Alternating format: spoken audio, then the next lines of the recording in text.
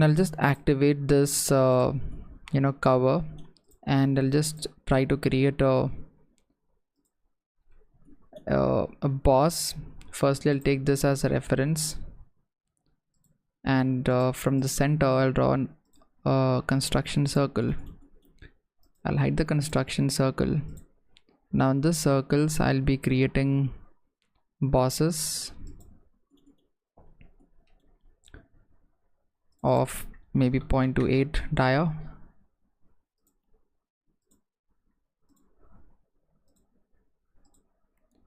All right,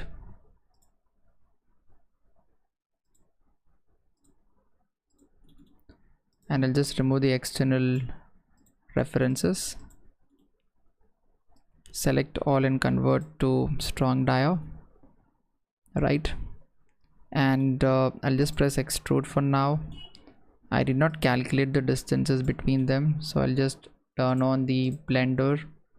I'll take a cut section at maybe right view, go to analysis and measure the distances between these two surfaces. It's 0.46, so I need to add a 0.46 material to the current value, which is 0.25. all right, now I'll just turn on the assembly and turn off the section and hide the motor. So we have these three bosses created. Maybe we can add up one more rib connecting all the three, and a circular shape as well. So I'll just get back the motor. Sorry, where's the motor?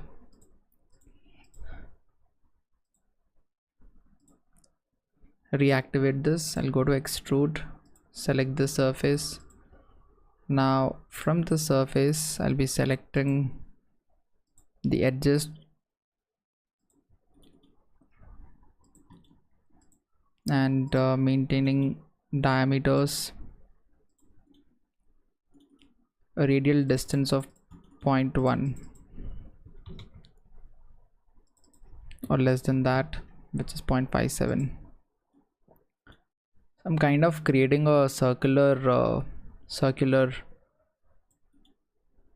slot for the motor to be fixed into, and then pair up with the holes of the bosses.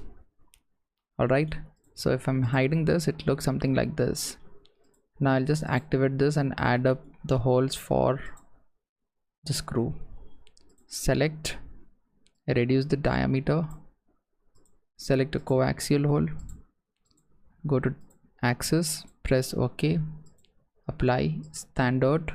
In UNC, go to 632, select tapped hole, press OK, expand the model tree, go to the hole, select the pattern, go to point pattern, references, define, select the surface, click on sketch, align it to normal, go to references, extract circular references, close it, click on point under datum, select the 2 points, press OK and OK to get the holes ready. Go back to the assembly, turn on all the parts, hide the cover base, add the screws. The screw is already present. I'll just right click on it, repeat it, select both the constraints, apply 1 and 2, 1 and 2, apply, click on save. So we have added the features that allows the motor to be precisely seated in the enclosure. Now I'll just make it as transparent. You can see we have the motor fixed to the enclosure, we have the PCB fixed to the enclosure. For the battery, we are not creating any features because we can see they're just placing the battery into the enclosure and they're just closing from the bottom, so it's just hanging in the space. That is fine. Then we need not work on creating the features. That's also saving kind of our time, energy and cost to manufacture complicated parts. So if it's hanging and there is no issue, the functionality is working good, then there's no issue with it. Otherwise we need to work on creating features to fix it. Now with this parts completed, let us move to the first part what we have created when we have begun our analysis. So this was it. This was the first part, and you can see from this part we have landed to this assembly. All right, now let us move forward and create the other upper parts, which are pretty simple and pretty basic, because this is the cup in which we'll be adding the ingredients. All right, and this is the the upper part, which is the cover and the what do you call, the filter or a strainer. All right, let us catch up in the next video.